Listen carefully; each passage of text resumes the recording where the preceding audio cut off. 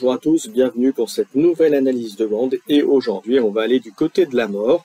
On va parler des Ossiarch Bone Reaper, donc la bande qui est sortie dernière en date d'AOS, donc les sorciers un peu type égyptien qu'on a pu voir. Donc on va voir ce que ça donne dans Warcry V2 et pour ça on va faire comme d'habitude, on va analyser les aptitudes de bande, les aptitudes des unités, ensuite on parlera des héros avec leurs aptitudes et les profils des héros, et enfin je vous proposerai une liste pour cette bande, donc les Ossiarch Bone Reaper. Allez, je vous propose qu'on attaque juste après le générique.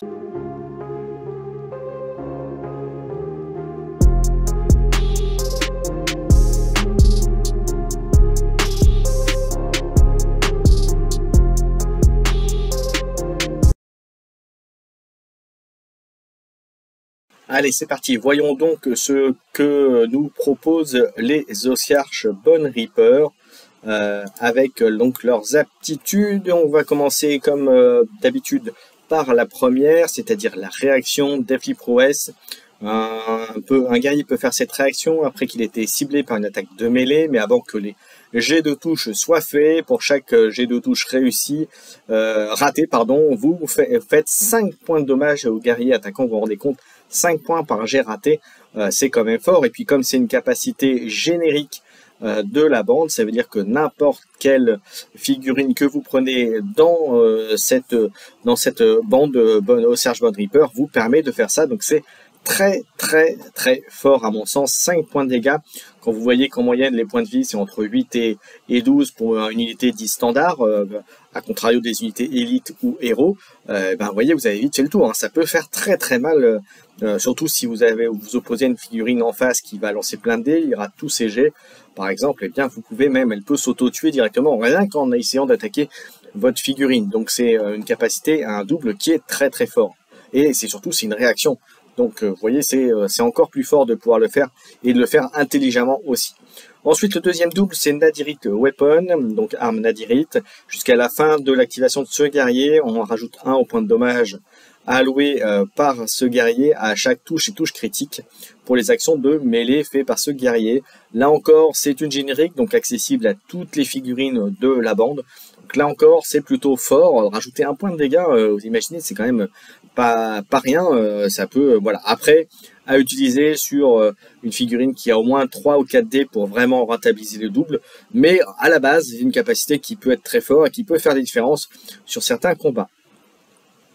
On va ensuite en autre double, là avec l'icône un peu de croix bouclier, donc forme Shield Wall. Jusqu'à la fin de ce round de bataille, vous rajoutez 1 à l'endurance, la résistance des guerriers amis Bone Reapers, qui aurait l'icône, qui aurait l'icône qu'on a vu à côté, avec la croix bouclier, lorsqu'ils sont à 3 de ce guerrier. Donc c'est un double. Alors c'est qu'un double, heureusement, parce que sinon j'aurais dit que c'est cher payé. Maintenant, personnellement, j'aurais préféré utiliser soit le Nadirite Weapon, soit la réaction, parce que même si ça augmente de 1, ça effectivement ça réduit les possibilités d'être touché, mais ça n'empêche pas de vous prendre les critiques dans la figure. Donc voilà, à mon sens, c'est pas le double la première utilisation que j'utiliserai pour un double. Ensuite, on passe encore un double. Vous voyez, il y a quand même 4 doubles, voilà, 3 doubles et une réaction. Donc, Hunt and Kill, chasse et tuer. Un guerrier peut utiliser cette capacité uniquement s'il y a un guerrier ennemi visible à 6 de lui. Ce guerrier peut faire une action de mouvement bonus et doit bien sûr se terminer plus près du guerrier ennemi qu'au début de l'action. Donc c'est un double avec la capacité de... voilà, c'est toujours intéressant d'avoir une capacité de mouvement supplémentaire.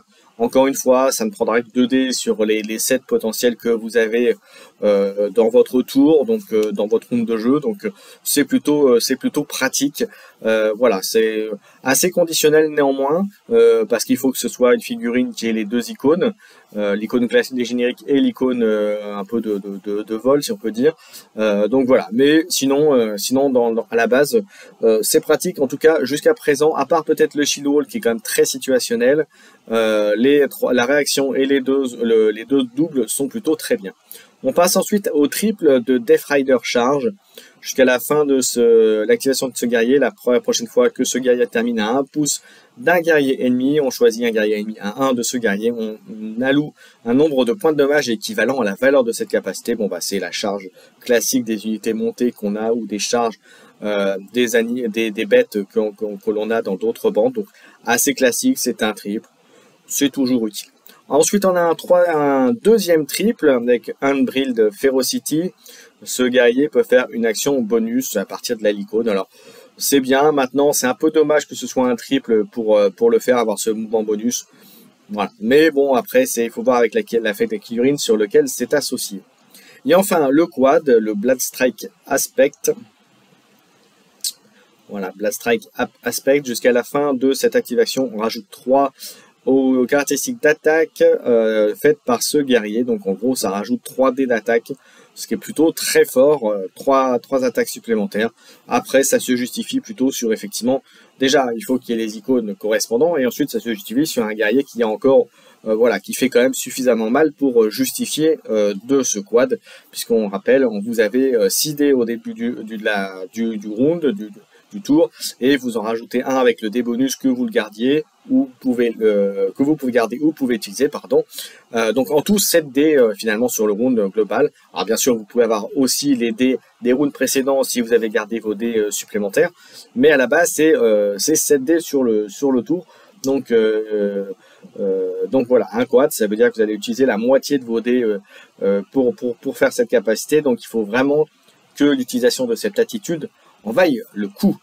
Voilà, on a vu les aptitudes de la bande pour les unités. Je vous propose qu'on passe à la suite. Après avoir vu donc les aptitudes, on va regarder maintenant les profils d'unités proposés pour les Ossiarch Bone Reaper. On va commencer avec le Mortek Guard avec Nadirite Blade pour 55, donc unité peu chère, qui attaque qu'au corps à corps, qui a 3 de mouvement, donc très peu. Maintenant, voilà, c'est pas, voilà, pour 55 points, il fallait pas s'attendre à plus. 5 d'armure, ce qui est bien. 10 de points de vie, et ça attaque avec 3D, force 3, 1, 4. Voilà, c'est une petite unité, rien de bien foufou, comme on dit, bien folichon, mais voilà, pour 55 points, ça peut compléter une liste.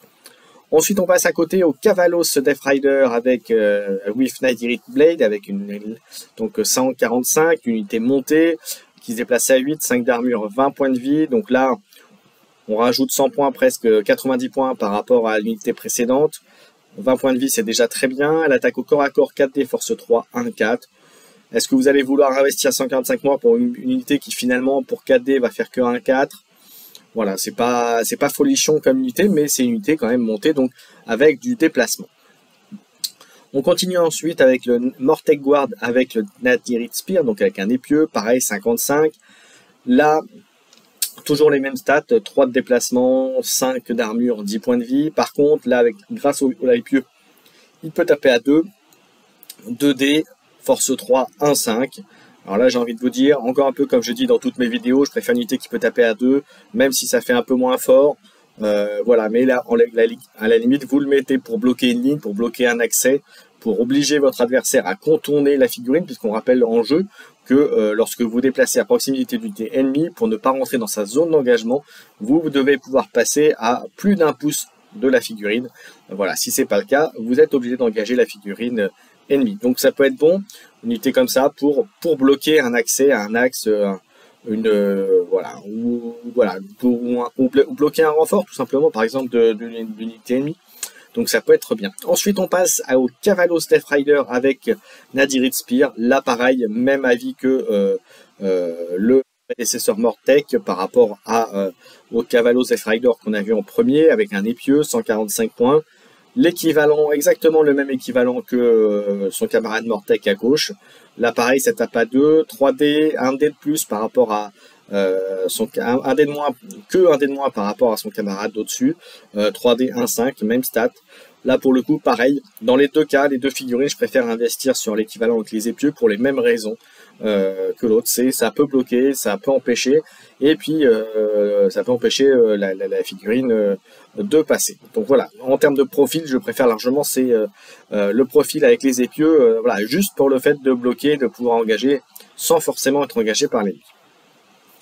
On continue avec le Mortal Guard avec le Soul Cleaver Great Blade pour 50 points, 1 point de moins, 3 d'armure, 3 de déplacement, pardon, 4 d'armure, un peu en dessous que celui d'au-dessus, 10 points de vie, et puis là, il attaque à 2D, force 4, 2-4, alors il fait un peu plus mal, mais pour le coup, à 55 points, je préfère largement, encore une fois, avoir le Mortal Guard avec les pieux, qui est juste au-dessus. Là, ensuite, on passe à l'Immortis Guard pour 165 points, il se déplace à 4, 5 d'armure et 28 points de vie. Il a l'icône de bouclier croix qu'on a vu tout à l'heure. Il tape à 12, ce qui est très bien. 2D, force 5, 3, 5. Donc 165 points. Il a un peu moins de mouvement effectivement qu'un cavalier, mais il donne de bons gros coups. Voilà, pour 165 points, à la limite, je préfère plus investir sur ça que sur un Cavalos Death Rider qu'on a vu juste au-dessus. Ensuite, on continue les figurines juste après. Voilà, vous les avez là. Le Necropolis Stalker avec les Spirit Blade pour 200 points. Alors ça coûte cher, mais ça les vaut largement. Et pourquoi? Eh bien parce que déjà il se déplace à 5, donc presque comme un cavalier. Alors vous savez, c'est les bonhommes avec les épieux. D'ailleurs, je vais vous le montrer, il est juste là. Vous voyez le Necropolis Blade with Spirit Blade. Vous l'avez, c'est le 3e en partant de la gauche. Alors, donc vous voyez, effectivement, un peu plus important, posant qu'un figurine classique. Donc, et ça se ressent bien au niveau des stats de la figurine, puisque comme je disais, 5 de déplacement, 4 d'armure, 28 points de vue, donc il faut aller le tomber. Et au corps à corps, eh bien, il tape juste au corps à corps, vous allez me dire, mais bon, c'est quand même 5D, force 4, 2, 5, donc autant dire qu'il envoie du pâté. Il fait très mal. Maintenant, il coûte 200 points. Et puis si on continue à aller encore plus fort, on passe à la figurine qui est à côté, le Morghast Archaï with Spirit Sword, 275. Donc vous allez me dire oui, mais pourquoi? Mais parce que déjà il se déplace à 8, il vole, il a 5 d'armure, il a 35 points de vie, au corps à corps 5D, force 4, 2, 4. Il fait un peu moins mal, par contre il se déplace plus vite, mais par contre en termes de profil, je préfère, même s'il a un peu moins de déplacement, eh bien je préfère aller sur une unité à 200 points, parce qu'en termes de ratio, intérêt, dégâts, déplacement, je préfère avoir 200 points que 275, puisque 275, on rappelle, c'est des bandes de 1000 points. Donc si vous voulez rentrer pas mal de figurines, il faut quand même rentabiliser ces points-là. Et il faut essayer d'être le plus optimum possible. Donc voilà, une unité qui est bien, mais que je trouve un peu chère par rapport, même si elle a de bonnes tailles, même si elle a des points de vie, ainsi de suite. C'est à mon sens un peu cher en termes d'unité. Ensuite, on continue avec le Necropolis Stalker with Dread Falcon, donc 195, 5 de moins que celui qui est au-dessus, même stat, 5 de déplacement, 4 d'armure, 28 points de vie. Il tape au corps à corps, 3D, force 5, 3, 6. Bon là, il y a quand même 2 dés de moins pour 5 points de moins. Alors il fait un peu le mal, effectivement. Il a force 5 quand même et 3, 6. Il vole aussi. Perso, je préfère avoir 2 dés de plus et parce que effectivement ça peut être intéressant d'avoir 5 plutôt que 4. Maintenant globalement les unités quand on regarde c'est plutôt 3 voire même 4 d'armure pour les unités un peu bien intéressantes qu'on regarde dans les autres factions. Donc je préfère directement taper sur le 200 points. Voilà, à mon sens. Mais ça reste de figurines. On va dire que la vie sur les deux, ça se vaut honnêtement. Voilà. Mais moi, comme je dis, je préfère le Spirit Blade. On continue avec le Morghast Harbinger, avec les Spirits, avec l'Albarde pour 270. On continue dans les gros tons. 8 de déplacement, 4 d'armure, 35 points de vie. Là, c'est bien 5 points de moins en termes de coup par rapport à son camarade juste au-dessus. Là, il tape à 2, 3D, force 5, 3, 6. Voilà, je vais vous dire, je vais prendre encore, je vais pas me dédire, je vais rester sur le même avis. Je préfère une figurine qui peut taper à 2, même si elle tape un peu moins. Là, il tape quand même à force 5, 3, 5, donc finalement, il tape presque plus fort que l'autre. Parce qu'on regarde même en critique, l'autre peut faire un peu plus si c'est que des critiques. Lui, il va taper plus fort en global, en général et en moyenne.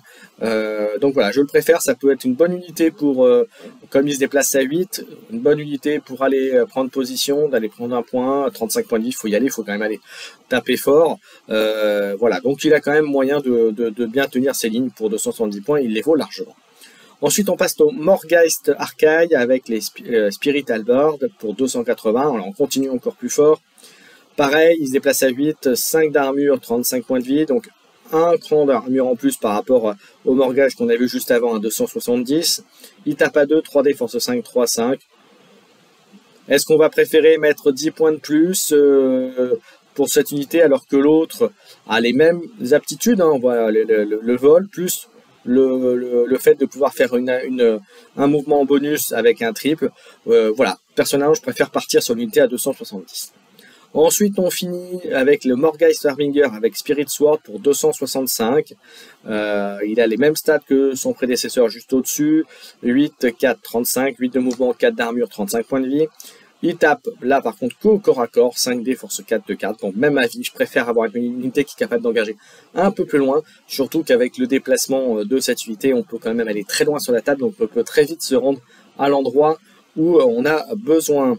Et je crois que j'ai terminé, et voilà, puisqu'après on passe à une autre unité. Voilà pour les unités possibles pour les profils d'unités possibles pour les Orciarches Bone Reaper. Et bien on va passer maintenant aux héros. Il est temps de passer aux héros et de regarder ce qu'ils ont à disposition. Et pour ce faire, on va regarder tout de suite la première capacité, premières aptitudes. C'est un double Endless Duty, donc devoir sans fin. Un guerrier peut utiliser cette capacité uniquement s'il a mis hors de combat un guerrier ennemi à son activation, à cette activation. Et ça lui permet d'avoir soit une action bonus de mouvement ou d'attaque, donc ce qui peut être pas mal. Situationnel quand même, parce que ça dépend de la bande adverse que vous aurez en face. Concrètement, si c'est plutôt des unités peu de figurines, mais avec des gros points de vie, des grosses armures, bah là vous aurez plus de difficultés à l'utiliser. En revanche, si c'est plus des petites, vous pourrez l'utiliser facilement, surtout que c'est un double, donc facilement à faire parmi les 6 ou 7 dés que vous aurez autour. Voilà, on va passer ensuite à la deuxième, le triple Soul Guide. Jusqu'à la fin du round de bataille, vous ajoutez 1 aux actions d'attaque de mêlée faites par les guerriers visibles qui se trouvent à 6 de ce guerrier. Alors, très situationnel quand même. Maintenant, vous aurez des cas de figure où vous allez pouvoir le faire, bien sûr. C'est un triple. C'est relativement facile à obtenir pour l'utiliser. Maintenant, pour bien rentabiliser cette capacité, je vous conseille quand même que vous ayez 2 à 3 figurines dans les 6 pouces de ce guerrier pour vraiment rentabiliser ce pouvoir. Comme c'est quand même 3, ça veut dire presque la moitié de vos dés pour ça. Donc il faut que ça vaille le coup, mais rajouter un dé, c'est plutôt bien. Et puis bien sûr, pour le rentabiliser au maximum, essayez de faire en sorte qu'au moins une des figurines soit une figurine qui cogne fort pour ajouter vraiment une plus-value à cette capacité. On passe ensuite au deuxième triple, Unstoppable Advance, jusqu'à la fin du round de bataille. Vous ajoutez la moitié de cette aptitude arrondie au supérieur à la caractéristique de guerrier de guerrier Hermie qui se trouve dans le même battle group de ce guerrier. Ça veut dire, en d'autres termes, pour un triple, vous rajoutez la moitié de la capacité. Donc ça peut, si vous êtes sur un 6, ça fera 3 au maximum. 3 de plus à tous les guerriers qui seront dans le même groupe de bataille. Le même groupe bataille, ça veut dire soit le marteau, soit la dague, soit le bouclier. Donc tous ceux qui sont dans ce groupe-là vont avoir un bonus pour se déplacer, ce qui est quand même pas rien. Que ce soit même au début, au milieu ou en fin de partie, ça peut faire la différence, notamment si vous avez des objectifs à aller prendre, puisqu'on rappelle que la prise d'objectif, c'est le nombre de figurines que vous avez sur et autour de l'objectif avec, je crois que c'est 2 ou 3 pouces de mémoire pour comptabiliser. Donc attention, voilà, c'est une capacité qui paraît comme ça pas forte, mais qui quand même rajouter 30 mouvements peut faire toute la différence, ou pour aller engager quelqu'un, ou pour bloquer une ligne encore une fois. C'est quand même c'est plutôt une capacité qui est plutôt très bien. Donc vous voyez, pour l'instant au niveau même des capacités, je reviens un petit peu sur les aptitudes d'unité plus combinées avec ça, les aptitudes de héros, vous voyez qu'il y a quand même moyen de faire des trucs très sympas. On continue avec un troisième triple, donc vous voyez, il y a de quoi faire. Bone Shaper Heart, vous enlevez jusqu'à D3 points de dommage qui ont été alloués à chaque guerrier qui se trouve à 6 de ce guerrier. Donc on lance un D3 pour chacun. Donc là encore, c'est plutôt pas mal. Maintenant, c'est un triple, c'est situationnel, et puis on n'enlève que 3 blessures. Est-ce que ça va vraiment faire la différence? Ça peut faire la différence sur des unités qui ont beaucoup de points de vie, sur des unités qui en ont un peu moins. pas forcément, mais ceci étant dit, quand on voit la force des réactions, vu que c'est capable de prendre des 1 ou des 2 assez facilement, en dommage, ça peut faire tenir une unité un tour de plus. Et enfin, on termine avec le quad, le Soul Reaper Sith, donc la faux Soul Reaper. Vous allouez un nombre de points de dommage équivalent à la valeur de cette habilité, donc la valeur, donc ça peut monter à 6, à tous les guerriers ennemis visibles qui se trouvent à 3 de ce guerrier. Alors la portée pas très forte, maintenant, ça peut être pas mal. Là encore, comme c'est un quad, là il faut vraiment le rentabiliser. Donc au minimum, ne l'utilisez que si vous avez 2 ou 3 minimum figurines ennemies qui sont capables d'être touchées par cette capacité. Bien entendu, il y a des cas où vous allez peut-être l'utiliser si ça peut permettre de tuer une figurine en face, un leader ou un porteur de trésors par exemple. Voilà. Mais pour un quad, donc sachez que après vous pourrez faire qu'un double ou un triple si vous avez mis le débonus. Mais donc voilà, à utiliser avec bon escient, assez situationnel, mais encore une fois, si vous savez bien l'utiliser, vous avez moyen de faire des trucs très très rigolos. Voilà, on a vu les aptitudes de héros, on va regarder maintenant les profils disponibles pour ces Ossiarch Bone Reaper. Donc après avoir vu les aptitudes de héros, on va regarder les profils de ces héros. Donc on constate tout de suite qu'il y en a 6 possibles. On va commencer par le Liège Cavalos qui coûte 270. Il se déplace à 8, il a 5 d'armure, il a 30 points de vie. Il tape uniquement corps à corps 4D, force 5, ce qui est bien. 2-5, voilà, il est monté, enfin il a la charge, voilà, il a des petits trucs pour 270. Il est pas mal. Ensuite, on passe au Mortisan Soul Maçon. Il est à Amazon, il est à 165, il se déplace à 4. 4 d'armure, 25 points de vie. Donc on voit tout de suite qu'en termes de coup, il y a 105 points de moins que le Liège Cavalos. En revanche, il me semble plus polyvalent. Alors pourquoi? Parce qu'il a une attaque au corps à corps qui va à 2. Encore une fois, vous savez pourquoi j'aime bien ce type d'unité. 3D, force 3, 2-4. Donc c'est quand même très correct, même si c'est pas oufissime, mais bon, il est quand même capable de faire quelque chose. Et puis surtout, il a une attaque à distance, 3-7, pour 2D, force 3, 3-6, qui est quand même capable d'envoyer. Et puis 3 icônes de capacité qui sont plutôt intéressantes. Voilà, donc une unité qui est plutôt sympa à jouer. Une autre unité qui coûte un petit peu moins cher juste après, le Mortisan Bone Shaper pour 150 points. Là encore, 4 d'armure, 4 de déplacement et 20 points de vie, un petit peu moins que le Mortisan Soul Maçon, mais c'est peut-être qui justifie et qui certainement justifie aussi le prix. En revanche, toujours une attaque à distance, 3-7, force 2D, force 3, 3-6, comme son compère le Soul Maçon. Une attaque au corps à corps, 3D, force 3, 1-4. Bon voilà, il y a les 15 points. Personnellement, pour les mêmes raisons que ce que je vous dis d'ordinaire dans mes vidéos, je préfère avoir une unité qui tape à 2, donc plutôt l'unité à 165 à mon sens. Ensuite, on passe au Mortek Ekatos pour 105 points. Donc là, tout de suite, on voit un point très accessible, surtout pour un leader. Il se déplace à 3, il a 5 d'armure, 15 points de vie. C'est peut-être là où le bas blesse pour un leader, 15 points de vie. C'est un peu limite, surtout que vous pouvez avoir des missions où vous devez tuer le leader adverse. Donc là, dans ces cas-là, c'est un peu chaud, comme on dit vulgairement. Donc lui, tape au corps à corps, 4D, force 4, 1-4.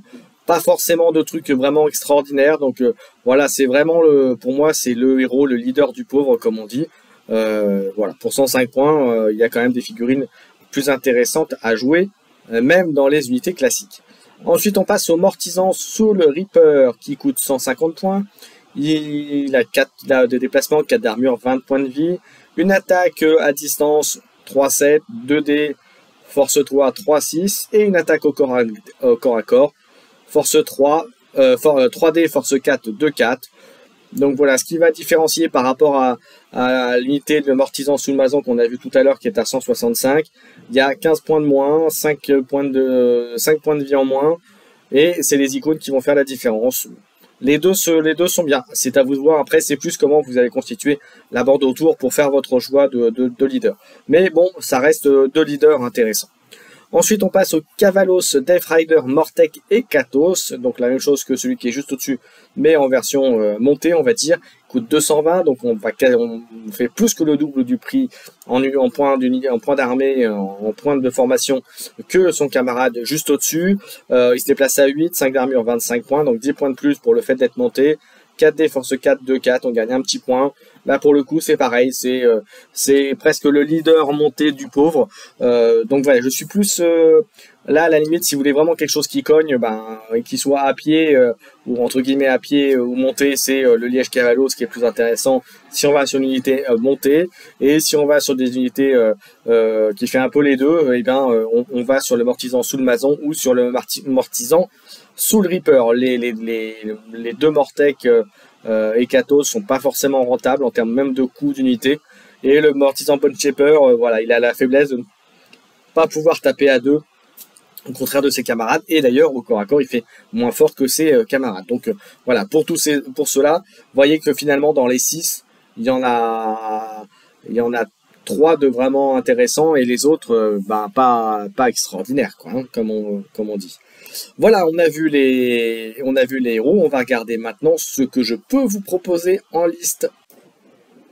Alors, en liste pour cette bande, les Ossiarch Bone Reaper, je vous propose en leader un Mortec sous le mason, dont j'en ai parlé juste avant, hein, en parlant des profils de héros. Donc je suis parti sur celui-là, voilà, pour une question de points et un peu de cohérence d'ensemble, on va dire. Ensuite, il sera accompagné d'un Morghast Archaï avec le Spirit Halberd pour 280 points, donc un beau gronton, voilà, qui peut se déplacer relativement vite, donc c'est plutôt bien. Accompagné de 2 Immortis Guard, donc pour 330 points, et enfin 4 Mortec Guard avec des Nadirites pour 210 points. Donc tout ça vous fait une liste à 8 figurines pour 995 points. Alors on n'est pas à 1000 points pour 5 points près, ça fera pas une grosse différence. Voilà, donc la liste, voilà, 8 figurines, donc pour une bande, vous allez avoir les Mortec Guard qui sera plutôt là pour bloquer, les Immortis Guard qui iront en complément des deux leaders. Voilà, moi en général, ce que je vous conseillerais, c'est de mettre au moins un Immortis Guard et un Mortec avec le Mortec sous le mason, et puis le Morghast Archaï avec un Mortec Guard, et puis vous voyez après pour le reste, si vous faites 8, donc ça fera 3, 3, 2. Voilà, les deux, ce sera peut-être deux Immortec, un Immortis et un Mortec Guard peut-être tout seul, à voir en termes de composition et en fonction de comment se trouve votre déploiement au départ.